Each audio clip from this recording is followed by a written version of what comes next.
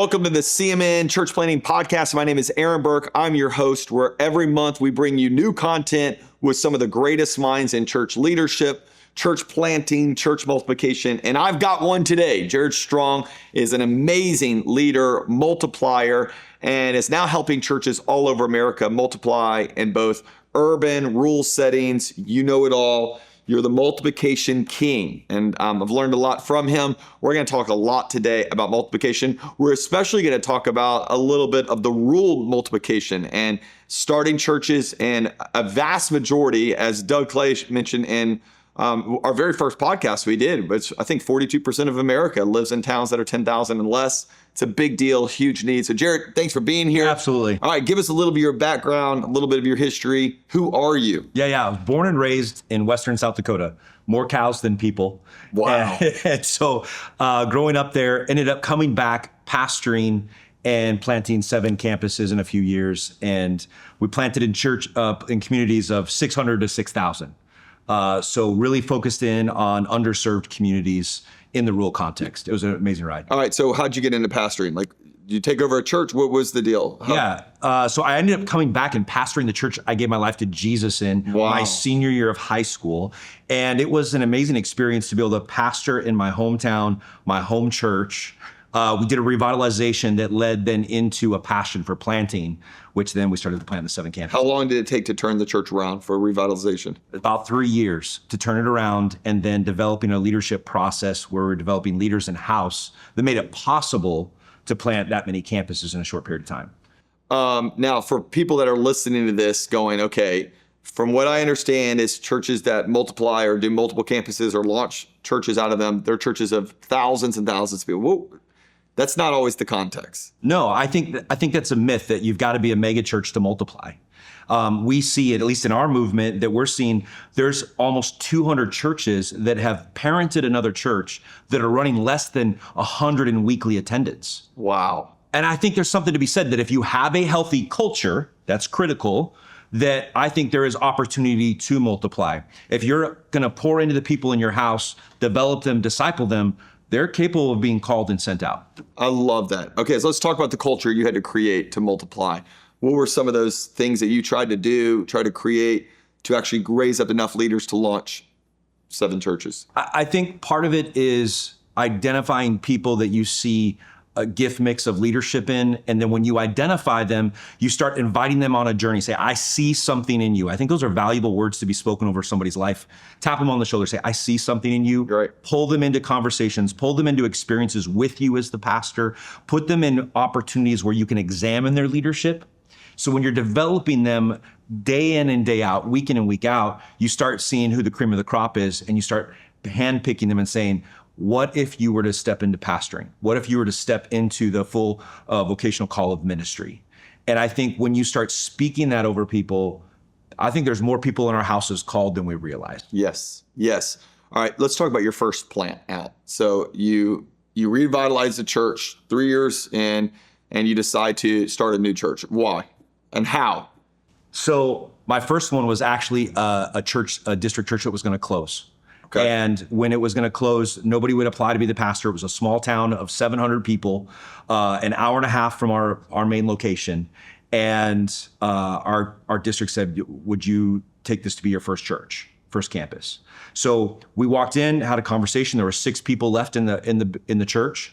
The bookkeeper was 103 years old. You're kidding. I'm not kidding. 103 years old. I mean, the paper ledger. Of course. Like all of that. What is it, the Agabus thing? I mean, like, they're just doing whatever they can. Absolutely. Yeah. And one of the critical conversations we had with them is, do you want to see your grandkids in church? Wow. And if you want to see your grandkids in church, then we're going to have to make some changes. And so then we adopted them in. We then started making significant changes, raised up a campus pastor to come in and shepherd them. And then we started casting vision, and we went from arrows in to arrows out very quickly. When we started serving the community, started serving the local high school, started serving the ranchers and the farmers in that area, the game changed. I love that. Talk about that arrows out idea. I think that's so brilliant, because that's a metaphor I've heard a lot about. What does that mean? I think what happens is the older we get, the more comfortable we become in ourselves, we end up becoming internal focused. And I think that costs us long term because we're not making it about the community. Right. So for us, our objective was to go after every school in every community. As long as we went after the schools, we started caring about the kids. And when you care about people's kids, they realize you care about them. Yep. And then so when we really started dialing into that, that changed it for us. And it built trust a lot faster in the community for us when we made it about their kids. Right. And that just, it made it feel like it was arrows out. Were all of the campuses you've done buildings given to you from the district? Like No, the first one was the only one that was a building given to us. Okay, then talk about the next one. So the next one was a set up, tear down location. And it was, there's a place called Sturgis, South Dakota. And it's where the motorcycle rally happens every year. Which I've heard about this. Yes. It's unbelievable. Yeah, over 500,000 people every year come into this little town for a motorcycle rally. And we planted a church there in a storefront downtown Sturgis, South Dakota, where when we put in the campus, it's set up, tear down. The campus pastor had a burden for that community, and they started serving the families in that community, going after the school as well. The campus pastor was also one of the football coaches at the local high school. So it was a trust build really quickly. Yep. All of your campuses, just explain the model. So the model was campus pastor, live preaching, explain what your model was. We actually started with video venue. Okay. For us, a lot of our campus pastors were credible shepherds. They just hadn't quite developed the gift of preaching yet, haven't been put in that situation as much yet. So we started out video venue, worked really well for us. And I'll say this, people say that video doesn't work in rural. I think we proved that wrong. Because what I've learned is lost people don't care. Very good. And so when we're presenting the gospel via video, we're doing it in a high quality fashion, but our campus pastors shepherded the people. They really loved on, discipled the people. Over time, we ended up kind of evolving into a hybrid where it was live preaching and video venue. So we were still creating culture moments, transitioning culture into those locations from the main location. So it worked really well for us, but we would be kind of identified as a federation model where there were some franchise experiences, like there's some things like guest assimilation, children's ministry, some elements like that were non-negotiables for us, but there was some contextualization at the local level. Okay, how long did you do this for?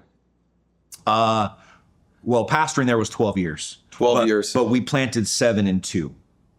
7 campuses in 2 years. Yeah.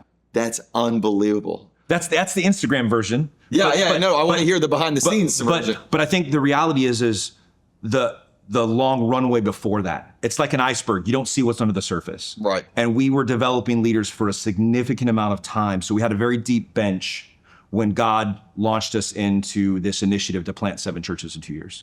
That's unbelievable. Talk about some of the mistakes you made. It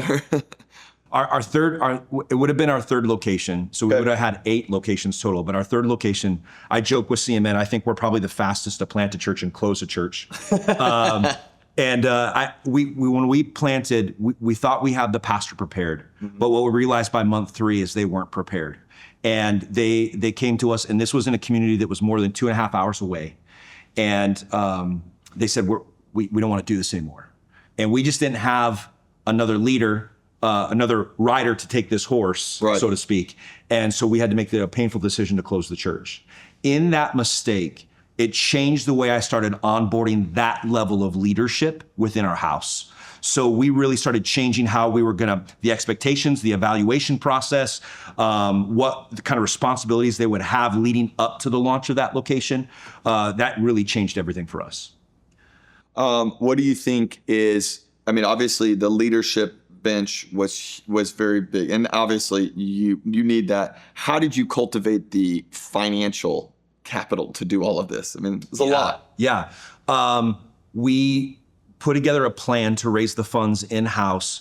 3 of our locations, we ended up taking matching funds from the Church Multiplication Network. Great. So we raised it, and then CMN matched that for us, and then we paid that forward. And I just want to let people know about this, because this is a hidden gem that so many don't know about. First of all, if you ever want to plant a church, you go to iwanttoplantachurch.com. You can fill out the assessment. We'll get connected with you. Go to a launch training. But there are people that are wanting to do campuses, that are wanting to do plants out of the church, wanting to do packs. that you can apply for funding for. Yeah. And going through our Multiply track, which is, Yep. I mean, we'll talk about in just a little bit, but we have launched 9 locations in the Tampa Bay area, about to do our 10th. And I think about 5 or 6 of them we've gotten Yep. CMN matching funds for, Yep. which is huge deal to make sure that it's part of the way to cultivate generosity. So why'd you leave South Dakota? That's the big question. You were living the dream. Yeah, we were at the top of the dream. I mean, we were at the pinnacle of success. And in a season of prayer and fasting, I wasn't getting clarity for the next season. And which made me ask God this crazy question. And I wrote it down in my prayer journal. God, is my assignment here done? And it was that very same day that a friend of mine called me from Dallas, Texas, and asked me if I would come and work with him at his multi-site in Dallas, Texas. So went to do multi-site there. And I've always loved that, the strategy of multi-site. So went there for several years before joining the Church Multiplication Network. It's a bold step, because I think there's some people trying to figure out, how do I know when it's time to leave? Or how do I know when my season's done? What's your advice for them? I think it's having the guts to ask God the question. I'm mad at myself for writing the question in my journal. Right. But I also know I needed to ask the question, because I wasn't getting clarity on the next season as the leader of the house. And in that, it made me go, do you have another assignment for me? And I think our calling always remains, but our assignments do change sometimes. Not everybody's like that, but in my case, that's what it was. And we took the leap of faith and moved. All right. So you moved to Dallas. What did you do and what did you learn? So I served with Brian Jarrett, North Place Church, and north part of Dallas, Texas. An incredible preacher, great house, multiple campuses already. But we launched out, while I was there, we helped launch out 2 other campuses. One was in Wiley, Texas, a great building that they had purchased. And we had an incredible launch team that we put together, launched that house, and it's doing so well today. But just helping put in some of the infrastructure with multi-site and getting to serve in that capacity. In addition to that, North Place has a great ministry for rural pastors, which is also a personal passion of mine. So getting to mentor and disciple rural pastors as well. All right, let's talk to the rural pastors before we get into even what you're doing today, because there's some of them that are listening to this and they're discouraged. They feel nobody sees me. Maybe they don't have the Instagram that looks as great as everybody else's. They don't have the following. They're in towns of 700 or 7,000. What's your encouragement for those guys and girls? I would say your assignment matters just as much as the assignment of the missionary in the bush of Africa. Somehow we've labeled them our heroes, but I want you to know you're a hero for your calling, your assignment. And you may not have all the followers on Instagram, but I'll tell you, you are an incredible influence in the community, because you don't just pastor your congregation, you have the opportunity to pastor the entire community in a rural context. And that is a privilege that I will always cherish. And I will continually miss when I'm not in the local pastorate. It is a gift, and I think lean into that, pastor the entire community. Have that mindset, and you'll win more lost in that town than you could dream. That is so good. Let's talk about what's going on in the Church Multiplication Network. Many people might not know about CMN and our even initiative to help churches multiply. And This is your baby. This is what you oversee. So talk to the guys that are going, I want to go multiple services, multiple locations, maybe even multiple languages. How is CMN helping with this? Well, one of the things that we've developed is we have an incredible launch platform that we train planters. Right. We now have a track or a lane that helps train multi-siters. So the idea is that we want to help come alongside you. If you're just dreaming about if this is an idea, or you've got 4 or 5 campuses and you're looking for best practices to add more, one of the things we do, we bring guys like you, Pastor Aaron, in. We bring other experts in to teach, to facilitate conversation. And we're going to help you identify the model of multi-site you'll be, because I think sometimes you got to identify who you're going to be before you start that. Very good. And in putting language around that, then we help you stretch your systems, because adding a location, you're going to stretch what you got. But when you start going beyond 2 locations, you've got to actually start changing your infrastructure. You got to start re-examining how are you going to operate as the pastor and as your your leadership team and beyond that. And we help you flush out those ideas and processes and even how to raise the money that's going to help you multiply and pay for those locations with different funding mechanisms like matching funds, but how are you going to do that internally as a structure? I love that. If you wanted more information, you go to CMN's website, and we always got our link in the bio on our Instagram, and you can check that out. But let's talk about, you've been doing this for a while. We've been able to train a lot of churches to go multi-site. What are the things that are some of the best practices? And then let's talk about some of the fails we see out there when it comes to multi-site, multiple locations. Obviously, the Assemblies of God is such a big tent with so many different kind of models. And we're really not best practice based. We're more kind of principle based, but there's some fails out there too we can talk about. So let's talk about what are some good practices you've seen? I think some great practices are define up front who you're going to be. I think people go sideways and get frustrated when we're not clear up front what our expectations are, whether it's with the campus pastor or your staff, how you're going to do central services, all of those elements. The more clear you are up front, I think the better you're going to be on the back end. So I think clarity in the front end, which we can help you with that. I think in addition to that, it's multi-site is not something you do because it's the sexy thing to do right now. Right. You do it because you're called to it and you have a burden for the community down the road. And I think if that's your case and that's your motivation, then I think you're going to be able to put those best practices in play. All right. Any fails that you've seen? Any big hurdles, issues? I think some of the fails can be when you and your team are not on the same page. Very good.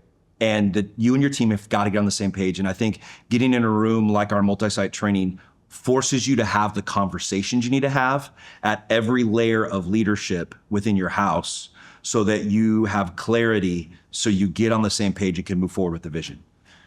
I want to just encourage some people that feel like, we're too small to multiply, because that is a big, big myth. We're in a big city, big towns, totally different than the rural settings. But we were 700, maybe bumping up to 800 people when we multiplied. But what I love is in our multiply training, a lot of those churches are churches of a few hundred people multiplying out, going into different towns, getting venues given to them or churches given to them. And they're sitting there going, I can't do it. We're too small. Like, what's your encouragement for them? How do they take those practical steps when they go, I'm going to lose some of my best leaders? And what do we do? I think when you can examine who you have in your hand, I think it's leading with an open hand. And every time that we added another location, some of our best people did leave and go to that location. But every time that happened, God put great people back in our hand. And so I think when we are operating in the kingdom and knowing that we're not building our kingdom, we're helping build his kingdom, that we're coming alongside what Jesus wants to do. I think when we release people to those assignments, God's going to put new people in to work with us and help us develop more. I just seen it over and over again. Every time that if I can walk away, I can push fear back of losing people. God brings me new people. I love that.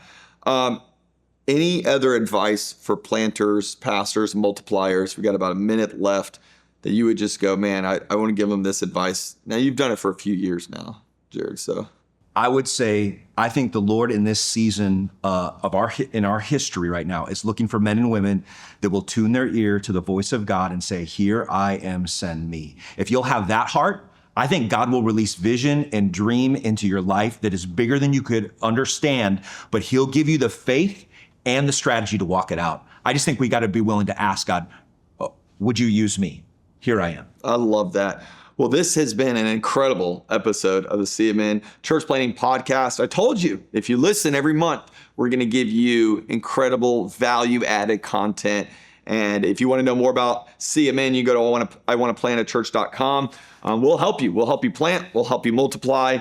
And we're in your corner. This is the tribe to help church planters. And we're excited. Thanks, Gerad, for being with us. Excited about what God's doing in your life. Excited what God's doing in our listeners' lives. And by the way, make sure you like and subscribe this, share it with other ministry leaders, and let's all get better together.